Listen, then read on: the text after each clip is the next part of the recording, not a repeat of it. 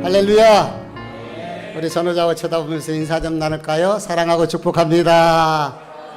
만나서 행복합니다. 아멘. 우리 찬양 인도자 또 반주자가 멀리 베트남을 갔어요. 그래갖고 지금 아마 급하게 달려오고 있을 것 같아요.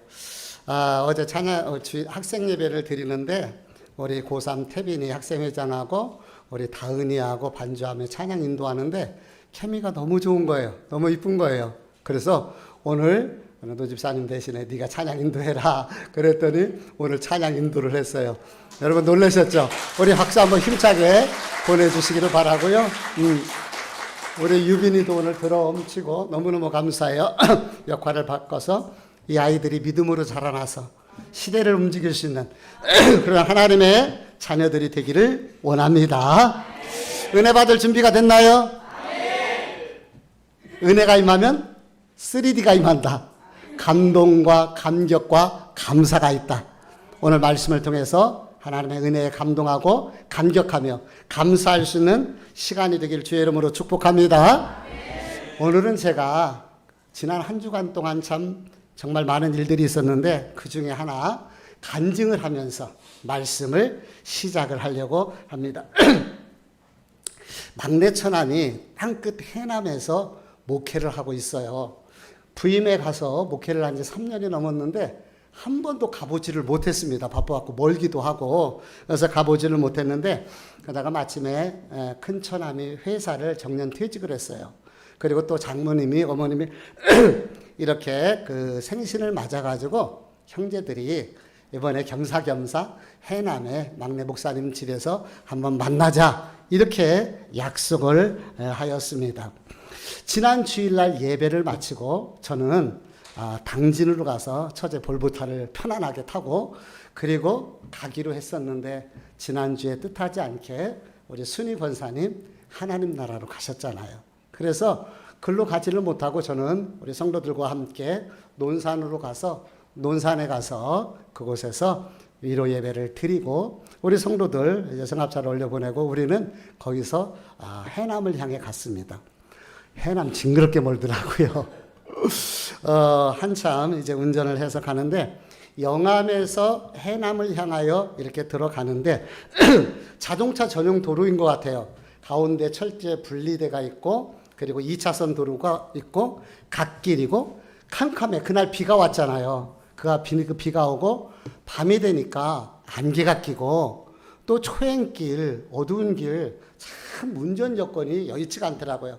차가 다니지를 않았는데 제 차 바로 앞에 승용차 한 대고 우측에 트럭이 딱 2대 그리고 우리 3대 이렇게 가는데 차가 중간에 없었어요. 근데 이렇게 가고 있었습니다. 근데 바로 제 앞에 쪽에 있는 그 차가 승용차가 급 S자를 커브를 들면서 그렇게 하면서 2차선으로는 트럭을 추돌하기 직전에 이렇게 간신히 빠져나가더라고요. 뒤에 따라가는 우리가 얼마나 놀랬겠어요. 막 차가 앞에서 막 휘청하면서 그렇게 가니까. 그래갖고 속으로 야, 저 사람 지금 졸음운전하는 거 아니야? 그런 생각이 들더라고요. 그런데 운전을 하면서 그러는데 그 순간 그렇게 보면서 그 생각을 딱 하는데 이게 웬일입니까? 제 앞에 엄청나게 큰 고라니가 제 앞에 있는 거예요.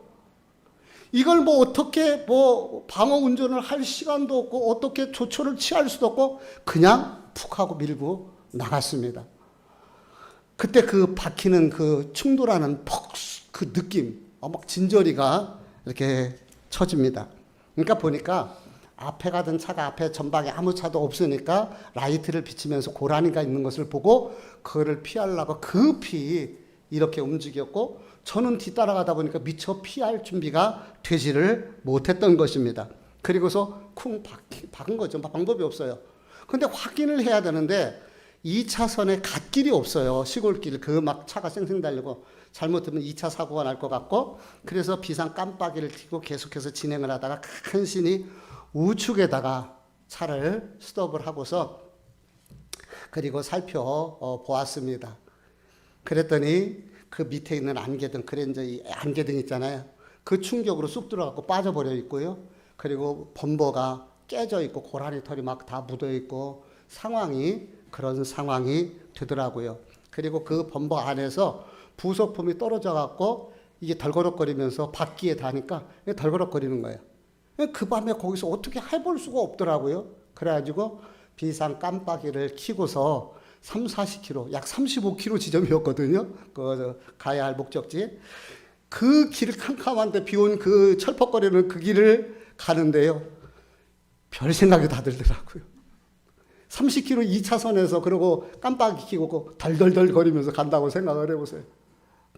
많은 생각이 드는 거예요. 주님, 때를 따라 돕는 은혜로 먼 거리 잘 다녀올 수 있게 해 주옵소서. 제가 이렇게 기도했고 출발을 하고 그리고 그렇게 기도를 했거든요. 근데 마음속에 그런 생각이 드는 거예요. 더 간절하게 때를 따라 돕는 은혜를 위해서 기도할 것, 더 깊이 기도할 걸, 그런 생각이 막 떠오르더라고요. 근데 제가 운전을 하면서 천천히 갈 수밖에 없고 덜거럭거리는 소리 들으면서 운전을 하면서 가만히 천천히 생각을 해보니까요, 정말 하나님의 은혜였더라고요. 하나님께서 붙들어 주신 거예요. 그래서 제가 사무에게 그런 얘기를 했습니다. 여보, 정말 감사하다. 인사사고 나지 않은 거, 사람 다치지 않은 거 정말 감사하고 하나님이 붙들어 주셨다. 정말 이 정도 된 것이 정말 하나님의 은혜고 감사다. 생각을 해보세요. 그 시골길에서 가로등 하나 없이 그 컴컴한 비 온 그 길을 운전하는데 만약에 앞에 차가 고라니를 충돌해가지고 그 고라니가 뒤차로 저한테 날려왔다든가 아니면 그 앞에가 사고가 났다든가 어떤 변수가 일어났는지 알 수가 없는 그런 상황이었던 것입니다. 차가 덜거럭거려갖고요, 해남에 있는 카센터에 가서 응급조치만 하고 이제 여주에 올라와서 공업사에 들어갔어요. 그랬더니 그 공업사 그 사장님이 요즘 고라니 사고가 그렇게 많이 난대요. 여러분 밤에 운전할 때 정말 조심하시기를 바랍니다. 그러면서 이거는 정말 이 정도면 정말 다행이라고 그렇게 이야기를 하면서 본인 그 공업사에서 수리했던 그 차들 사진 찍어놓은 것을 보는데요. 이게 장난이 아니더라고. 고라니하고 부딪혔는데 본네트가 뒤로 밀려버리기도 하고 우측에 그냥 이 우측이 나가기도 하고요. 그분이 그런 얘기를 해요. 고라니하고 부딪히면 그 충돌에 고라니가 위로해서 유리창을 깨는 경우도 있다고 그렇게 이야기를 하는데 진짜 이 정도면은 정말 다행이라고 몇 번씩 그렇게 이야기를 하더라고요. 지난주 우리가 함께 나눴던 말씀이 히브리서 4장 16절의 말씀이에요. 우리가 긍휼하심을 입고 그 은혜를 받기 위해 은혜의 보좌 앞에 담대히 나아갈지니라. 그렇습니다. 우리 인생은 변수의 연속인 것을 보게 됩니다. 어떤 일이 날는지 아무도 알 수 없어요. 그렇기 때문에 때마다 돕는 은혜, 일마다 돕는 은혜, 삶의 은혜, 생활의 은혜가 절대적으로 필요한 것을 새삼 느끼게 됩니다. 사랑하는 성도 여러분, 때마다 돕는 하나님의 은혜를 구하시고 하나님이 공급하시는 그 은혜로 살아가는 저와 여러분이 될 수 있기를 주님 이름으로 축복합니다. 자동차는 어떻게 됐을까요? 궁금하면 500원. 그 보험회사에다가 연락을 했더니 그 보상 담당자가 그런 얘기를 하더라고요. 고라니하고 충돌했으면은 그 블랙박스가 필요하다고, 그 영상이 필요하니까 그렇게 공업사에 가서 그걸 확인을 해달라고 그렇게 이야기를 했어요. 그래서 여주에서 공업사에 들어가가지고 이렇게 블랙박스 카드를 뽑아갖고 체크를 했어요. 근데 제 차가 오래된 차잖아요. 오래되고 블랙박스도 오래되다 보니까 이 용량이 적어요. 그러다 보니까 주일날 추돌했었던 그 고라니와의 충돌 그 내용이요, 이미 다 지워져갖고 없는 거예요. 없는 거야. 그 장면이 없어요. 근데 그 공업사 직원이 그 얘기를 하더라고요. 이 고라니하고 충돌하면은 이게 불가항력적인 것이기 때문에 보험에서 이렇게 유예가 되는 혜택이 좀 있나 봐요. 이렇게 된다고 그렇게 이야기를 합니다. 그러면서 직원이 견적을 뽑았는데 80만 원. 갑작스레 제 가슴이요, 철렁 이렇게 가라앉더라고요. 근데 그 보험 직원이 잘 직원들이 안 해주려고 그런다 그래요. 그래가지고 이 영상이 꼭 필요한데라고 그 공업사 직원이 얘기를 하더라고요. 그래서 제가 찍어놓은 사진이 있어서 그것을 카톡으로 전송을 하고, 그리고 제가 전화를 했어요. 담당 그 보상하는 직원하고 통화를 하면서 했더니 차를 입고 했냐 그래서 아직 입고 하지는 않았는데, 보니까 블랙박스 카드를 보니까 이게 내용이 지나가서 없더라. 어떻게 하면 좋겠느냐라고 했어요. 그랬더니 그분이, 그 보상 담당자가, 제가 사진을 봤는데 그냥 고라니 충돌로 처리해 드리겠습니다 라고 이야기를 하는 거예요. 갑작스레 제 마음이 활짝 이렇게 되더라고요. 여러분들이 사고가 나면은요, 그 블랙박스 카드부터 뽑아가지고 확인하는 게 좋을 것 같아요. 근데 여태까지 한 번 경험이 없잖아요. 그런 일이 있었잖아요. 난 카드 뽑아갖고 확인한다는 것도 생각도 못 했던 거예요. 근데 참, 그래도 그냥 잘 해줘가지고 이렇게 잘 마무리를 할 수가 있었고, 그 면책금은 내야 되잖아요. 보험 들어갈 때. 그렇게 하고 감사로 일단락을 맺을 수가 있었습니다. 적용이 중요합니다. 적용이 우리 인생의 어떤 고난과 어려움을 만났을 때 이것을 어떻게 해석하고 적용하느냐가 중요한데, 사고 난 거잖아요. 그런데 이것을 감사의 안경을 쓰고 은혜라는 관점에서 보니까요, 정말 하나님의 은혜예요. 그 밤 그 도로에서 하나님께서 지켜주신 거, 사람 상하지 않은 거, 해남 멀더라고요. 그 먼 거리 잘 갔다 무사히 올 수 있었던 것이 하나님의 은혜였고, 또 본 문제도 원만하게 잘 처리됐어요. 그러니 감사더라고요. 돌아보니 감사였습니다. 우리 창세기 6장 8절 말씀을 읽어볼게요. 같이 읽어봅니다. 시작. 그러나 노아는 여호와께 은혜를 입었더라. 한 번만 더. 그러나 노아는 여호와께 은혜를 입었더라. 노아와 그 가족이 홍수를 만났을 때 그 가족들만 구원을 받았잖아요. 그 구원을 받은 이유가 있습니다. 그 이유가 뭐라고요? 노아는 은혜를 입었더라. 하나님의 은혜가 있었기 때문에 그 멸망의 현장에서도 구원을 받을 수가 있었던 것이죠. 추울 때는 우리가 두꺼운 옷을 입는 것처럼 우리 성도들은 하나님의 은혜의 옷을 입어야 된다. 은혜의 옷을 덧입고 살아가는 우리 성도들이 복 있는 성도들인 것이죠. 우리 누가복음 1장 28절 30절 읽어볼게요. 같이 읽어봅니다. 시작. 그에게 들어가 이르되 은혜를 받은 자여 평안할지어다.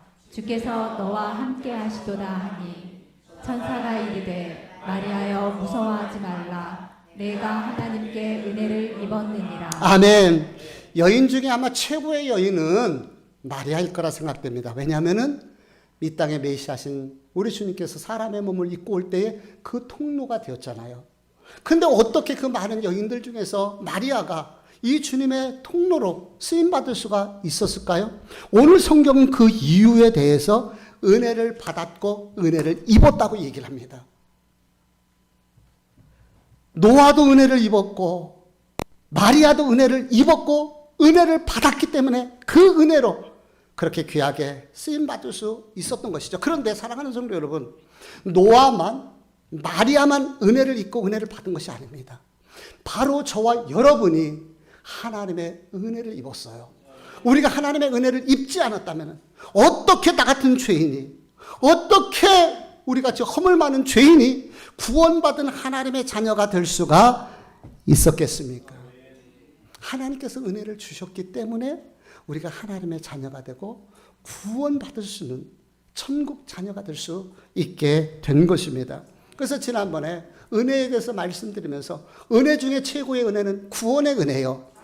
구원의 은혜뿐만 아니라 우리 주님께서는 이 땅을 살아갈 때 구원받은 하나님의 자녀들을 은혜로 돌봐주시고 이끌어 가시는데 그것이 생활의 은혜요, 삶의 은혜요. 우리 성도들은 그 은혜를 덧입기 위해서 은혜의 보좌 앞에 담대히 나가야 된다고 말씀을 드렸던 것입니다. 그런데 지난주에도 말씀드렸지만은 우리가 착각해서는 안 되는 것이 있습니다. 그것이 무엇입니까? 은혜의 주체는 오직 누구라고요? 하나님께 있는 거예요. 은혜의 주체는 누구에게 있다고요? 하나님께 있어요. 내가 은혜 받고 싶다고 받아지는 거 아니에요. 내가 달라고 주는 거 아니에요. 하나님이 주셔야 됩니다. 하나님, 주권자는 주님이에요. 그 주님의 주권에 있는 그 은혜를 우리 하나님께서 우리에게 주셔야지만이 우리가 그 은혜를 입을 수가 있는 거죠. 그러면은 우리는 그럼 그냥 포기하고 그냥 하나님이 주실 때를 기다려야 되는가? 아니요, 그렇지 않다고 말씀드렸습니다. 하나님께서는 우리에게 은혜를 주셔서 은혜의 보좌에서 앉으시면서 은혜의 보좌 앞에 담대히 나아오라고 말씀하시잖아요. 그러니까 은혜를 주시는 분은 하나님이시요. 그 은혜, 생활의 은혜, 삶의 은혜, 때마다 일마다 돕는 은혜가 필요할 때 그 은혜를 구하면서 하나님 앞에 나가야 할 자는 우리예요. 나예요. 내가 해야 할 일들이라는 거죠. 그래서 우리는 은혜의 보좌 앞에 감사함으로 담대히 나아가는 것입니다. 하나님의 은혜를 주신 그 하나님의 아버지 앞에 우리가 나가는 거예요. 우리 잠깐 아버지라는 단어를 한번 생각해 볼게요. 우리가 아버지라고 부르는데 우리나라의 개념과 이 중동 지역의 이 개념하고는 조금 차이가 있어요. 지금도 그 사람들은 그러는데 고대 근동에 아버지를 붙이는데 어디다가 아버지라는 단어를 붙이냐면은 뭔가 새롭게 처음 시작한 사람, 그 사람에게 아버지라는 단어를 붙여줘요. 예를 들어볼게요. 이것은 사람에게도 붙여주고 사물에나 동물에게도 붙여주는데 수염이 멋있게 생긴 사람이 있어요. 그러면 그 사람 보고 사람들이 뭐라고 불러주냐면 수염의 아버지 이렇게 불러주는 거예요. 플룻을 처음 만들고 부는 사람이 있으면 플룻의 아버지. 아버지가 어디다 붙이는지를 이 얘기를 말씀을 드리는 거예요. 뿐만 아니라 음악의 조예가 깊어 음악의 아버지. 터키에는 동전이 있는데 이 대포가 그려져 있는 동전이 있대요. 아까 사물에게도 그걸 붙인다고 그랬는데 그래서 이 동전을 뭐라고 부르냐면 이 터키 사람들이 대포의 아버지라고 부른다는 거예요.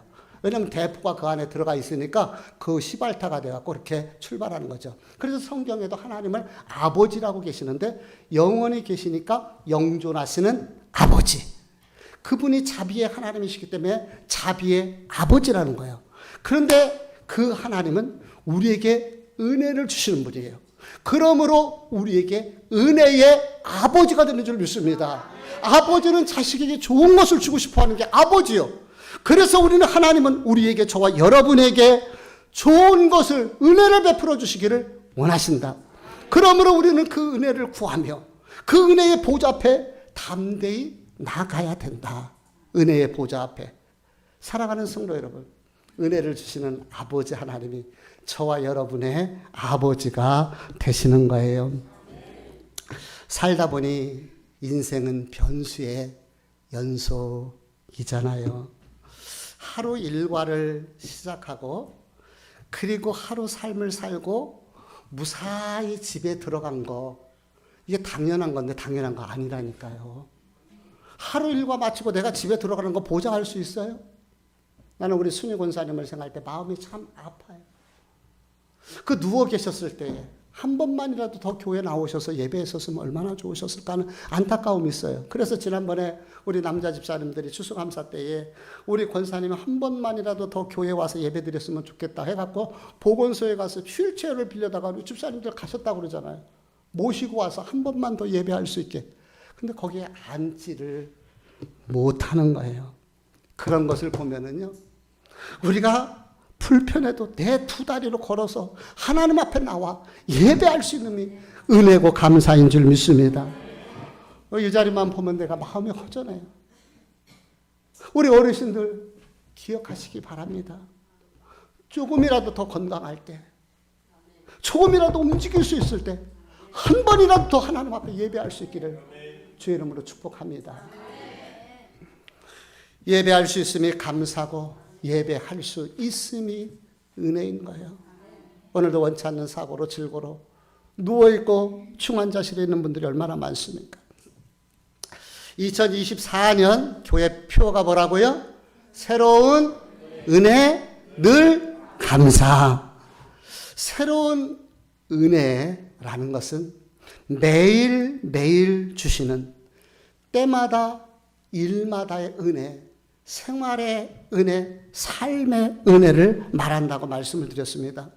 어제 돌린 물레방아로 오늘의 물레방아를 돌릴 수가 없고 어제 먹었던 만나로 오늘 먹을 수가 없는 것이죠. 그래서 때마다 일마다 하나님의 베풀어 주신 은혜가 필요하다. 그 은혜가 바로 새 은혜다. 근데 우리 성도들은 이 은혜에서 한 걸음 더 나가서 하나님 앞에 감사하는 삶을 살아야 된다는 거죠. 오늘 우리가 알고 있는 말씀, 읽은 말씀은 다 살아요. 모르는 사람이 없어요. 범사에 감사하라. 범사에 감사하라. 이는 그리스도 예수 안에서 너희를 향하신 하나님 아버지의 뜻입니다. 감사하며 사는 것이 누구의 뜻? 하나님의 뜻. 감사하고 사시나요? 아멘. 우리 교회 성도들은 훈련이 많이 돼갖고 감사 얘기를 하도 제가 많이 해서 아마 훈련이 잘 돼서 그래도 감사하더라고요. 우리 성도들 얘기하다 보면은 감사 이야기가 참 많이 해요. 감사하다, 감사하다, 감사하다. 감사한 것이죠. 근데 이 감사, 범사라는 말은 헬라어로 엔판티라는 말인데 이 엔판티라는 말은 따라서 해볼까요? 어떤 형편에서든지 무슨 일이 일어나도 모든 일에 이게 뭐라고요? 범사라는 거예요. 범사는 어떤 형편에서든지 무슨 일이 일어나도 모든 일에 그때 뭐가 붙었어요? 감사. 그러니까 어떤 형편에서도 감사. 무슨 일이 일어나도 감사. 모든 일에 감사. 아멘. 그런 거예요. 가난해도 감사한 거예요. 부유해도 감사한 거예요. 원치 않는 사고를 만날 때도 감사뿐만 아니라 평안하고 형통할 때도 감사. 기쁠 때뿐만 감사한 것이 아니라 슬플 때도 감사. 어떤 형편이든지 무슨 일이 일어나도 모든 일에 감사하는 것. 이게 범사의 감사인 거예요. 왜 우리가 감사하며 살아야 될까요? 우리 주님의 말씀이잖아요. 명령이잖아요. 그래서 감사에 순종하는 것, 감사하며 사는 것이 하나님의 뜻에 순종하는 거잖아요. 그래서 당연히 우리는 하나님의 뜻에 순종해야 되잖아요. 자식이 부모의 뜻에 순종하는 것처럼 하나님 아버지의 뜻에 순종을 해야 되는데 그럼에도 불구하고 이 감사하면 세 가지의 유익이, 세 가지의 형통이 일어나게 돼요. 세 가지 형통. 그것이 무엇이냐면 첫 번째 우리가 하나님 앞에 자꾸 감사하다 보면은 하나님과의 관계가 형통해져요. 아멘. 감사는 하나님의 은혜를 인식하고 받아들이는 태도입니다. 하나님은 우리에게 구원의 은혜를 주셨을 뿐만 아니라 삶의 생활에 때마다 일마다 은혜를 베풀어 주시는 거예요. 그 은혜를 베풀어 주시는 분 앞에 감사한다는 것은 그 은혜를 내가 알고 그 은혜에 반응하는 것이 감사예요. 그러니까 다시 말하면 하나님께서 내게 은혜를 주셨잖아. 생활 속에 삶 속에 그 깨닫는 사람이 은혜라고 그러잖아요. 깨닫는 것이 은혜라. 그것을 깨닫고 그것에 표현하는 거 하나님 감사합니다. 이렇게 인도해 주셨네요. 이렇게 지켜주셨네요. 이렇게 오늘 하루를 평안하게 해주셨네요. 하나님 감사합니다. 그 감사를 표현하는 거예요. 그러면은 우리 생각을 해보자고요. 자꾸 하나님 앞에 관계성에서 감사할 때 그 관계가 멀어지겠습니까? 가까워지겠습니까? 당연히 가까워질 수밖에 없는 거죠. 그러므로 우리가 하나님 앞에 감사할 때 그 감사로 인하여 하나님과의 관계가 더 깊어지고 하나님 관계가 형통해지게 되는 것입니다. 두 번째는 사랑과의 관계가 깊어지고 형통해지게 되는 거예요. 우리 예수님께서 마태복음 22장에 보니까 이런 말씀을 하셔요. 우리가 잘 알고 있는 말씀. 너는 마음을 다하고 목숨을 다하고 뜻을 다하여 주 너의 하나님을 사랑하라. 이것이 첫 번째 계명이요. 이와 같이. 그러니까 하나님을 사랑하듯 이와 같이 내 이웃을 내 몸과 같이 어떻게 하라고? 사랑하라는 거예요. 그러니까 우리 예수님은 하나님만 사랑하라고 말씀하시지 않고 하나님을 사랑하고 사람도 사랑하라는 거예요. 그래서 이 십자가는 위로 하나님과의 관계를 보여주고 수평으로는 사람과의 관계를 이야기하는 것입니다. 하나님은 사람을 만들 때 산속에서 혼자 살도록 만들지 않았어요. 함께 살도록 어우러지면서 살 수 있도록 하나님께서 만드셨어요. 그래서 우리가 서로 사랑하는 것이 필요한 것처럼 또한 감사하는데도 서로 감사하며 상대방에게 감사하는 것이 중요한 것이죠. 아까도 하나님과의 관계에서도 말씀을 드렸지만은 감사는 상대방이 베풀어준 사랑, 호의, 배려, 친절, 그것을 표현하는 것이 감사잖아요. 그걸 표현하는 거. 그러니까 그렇게 표현하다 보니까 사람과의 관계가, 부부 관계에서도 감사하다는 소리를 많이 하세요. 친구들과의 관계에서도 감사하다는 얘기를 많이 하세요. 그 관계가 가까워지게 되고 형통해지게 되는 것입니다. 감사하는 사람에게 싸우자고 덤벼드는 사람 있겠어요? 감사합니다. 근데 승질내고 덤비는 사람 있겠어요? 그런 사람 없을 거야. 그렇죠? 그래서 감사하다 보면 사람과의 관계가 깊어지고 또 관계가 형통해지게 되는 것이죠. 그런데 뿐만 아닙니다. 감사하면 내 마음에 평안이 있고 내 안에 하나님 주시는 기쁨이 있고 형통이 내 안에 있는 거예요. 그러니까 우리가 감사하면 하나님과의 관계가 깊어지고 사람과의 관계도 깊어지고 뿐만 아니라 내 안에 감사하면은요 강 같은 평화가 흘러 들어오게 될 줄 믿습니다. 학자들은 그런 얘기를 해요. 감사하는 사람은 그렇지 않은 사람보다 육체적으로 심리적으로 훨씬 더 건강하게 된다고 합니다. 또 삶의 만족이 더 크고 미래에 대해서 낙관적이라고 그렇게 이야기를 해요. 뿐만 아닙니다. 감사하는 사람은 질병에 강하고 병에 걸려도 회복하는 속도가 빠르다고 뿐만 아니라 수면의 양과 질이 개선되고 면역력이 증가해진대요. 제가 얘기하는 거 아니에요. 학자들이 얘기하는 거. 그것을 연구했던 사람들이 이야기하는 것입니다. 또 이렇게 감사하는 사람들에게는요. 정신질환으로부터 불안장애 우울증으로부터 이게 훨씬 더 그렇지 않은 사람보다 훨씬 더 강한 강점을 가지고 있다고 그렇게 얘기를 해요. 감사하며 살래요? 그냥 살래요? 불평하며 원망하며 살래요? 감사하며 살래요? 감사할 때 하나님과의 관계가 깊어지고 형통해지고 사람과의 관계도 깊어지고 형통해지고 또 내 안에 기쁨과 평안, 내 마음이 평안해지게 되는 거예요. 그래서 존 템플턴이라는 사람 아주 멋있는 말을 했는데 우리 한번 같이 읽어보도록 하겠습니다. 시작. 감사하는 마음을 가지면 부가 생기고 불평하는 마음을 가지면 가난이 온다. 감사하는 마음은 행복으로 가는 문을 열어준다. 감사하는 마음은 우리를 하나님과 함께 있도록 해준다. 모든 일에 감사하면 우리의 근심도 풀린다. 아멘. 모든 것에 감사하면 모두 풀린다고요? 근심도 풀려지게 되는 줄 믿습니다. 그런데 여러분에게 한번 물어보도록 하겠습니다. 진지하게 한번 생각해 보시기 바랍니다. 가정에 내 힘으로 해결하기 어려운 재난과 어려움을 만났을 때 여러분 감사할 수 있나요? 오랜 질고로 고생을 하고 있어요. 하나님 내 병 좀 고쳐주세요. 간절히 기도했어요. 근데 고쳐지질 않고 어려움이 있어요. 그럴 때 여러분 감사할 수 있을까요?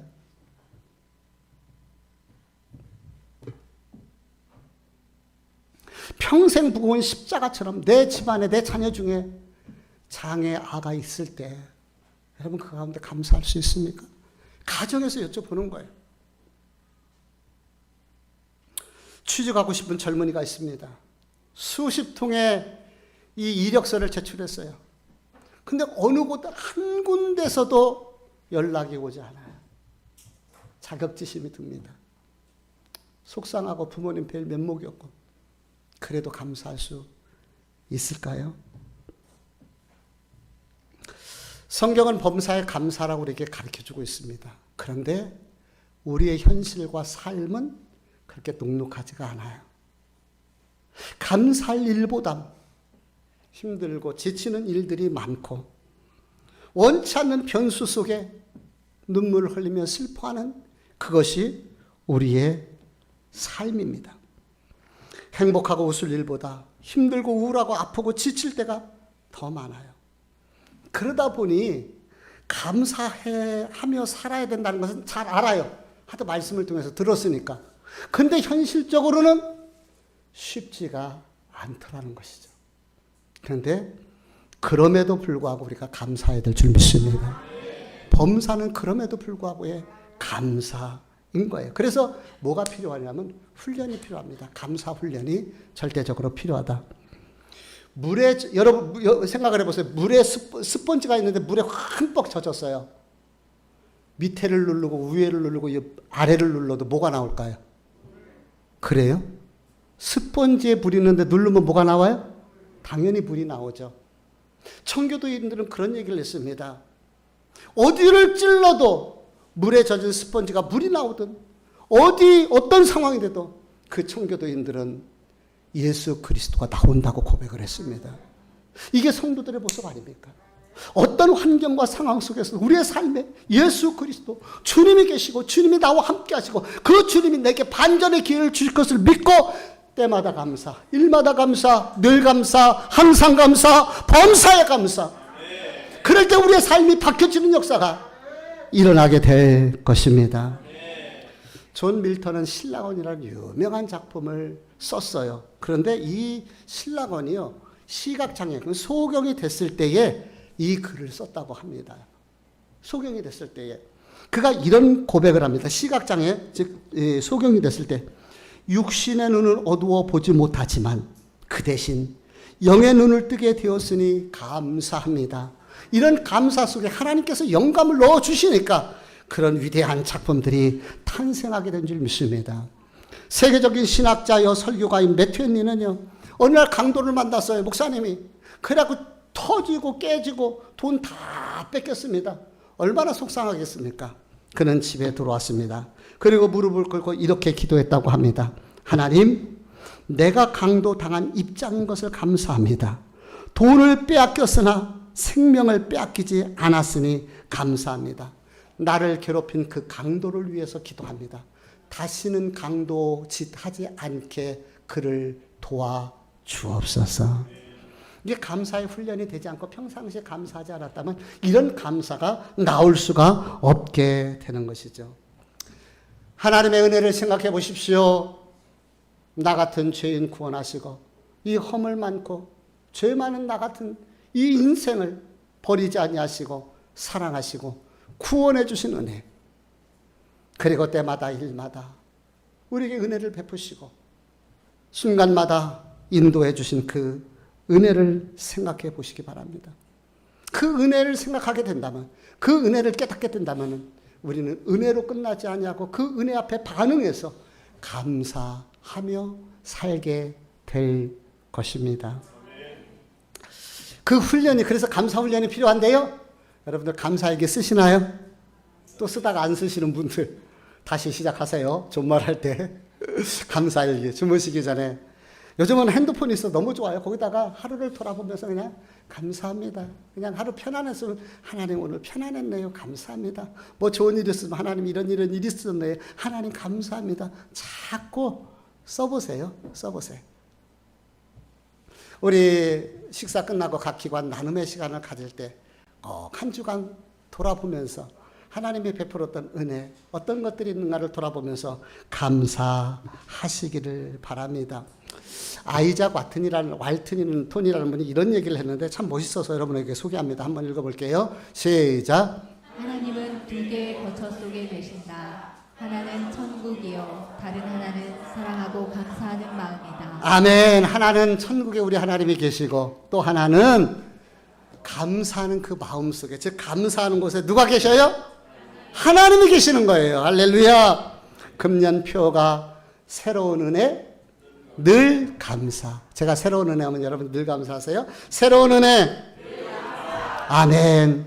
어제 돌린 물로 오늘의 물레방아를 돌릴 수가 없고 어제 먹은 만나로 오늘의 만나를 살 수가 없습니다. 그래서 매일 주시는 새 은혜가 필요하고 때마다 일마다 베푸시는 그 은혜가 필요합니다. 그 은혜의 보좌를 소망하며 여러분들 이렇게 좀 해보세요. 하루를 시작할 때 하나님, 오늘도 때마다 일마다 일할 때 하나님이 이 일 속에 은혜를 베풀어 주시고 식사할 때 주님 은혜를 베풀어 주시고 순간순간마다 지켜주시고 운전할 때 하나님, 이 운전하는 때에 하나님 은혜를 베풀어 주시고 안전케 해주시고 이렇게 기도하면서 시간마다 또 일마다 때마다 하루를 시작하며 예배할 때도 하나님 오늘 내게 은혜를 주옵소서 간절히 기도하면서 그렇게 하루를 시작해 봤으면 좋겠습니다. 월요일은 원래 감사하는 날, 화요일은 화나도 감사하는 날, 수요일은 수시로 감사하는 날, 목요일은 목소리 높여서 감사하는 날, 금요일은 금방 감사하고 또 감사하는 날, 토요일은 토라진 사람 보고도 감사하는 날, 주일은 아멘. 오늘 주님 때문에 행복해서 예배할 수 있어서 감사하시나요? 아멘. 사랑하는 성도 여러분, 하나님의 은혜와 감사가 풍년드는 2024년이 되셨으면 좋겠고요. 또한 그 은혜와 감사로 살아가는 저와 여러분이 될 수 있기를 주님의 이름으로 축복합니다. 기도하십니다.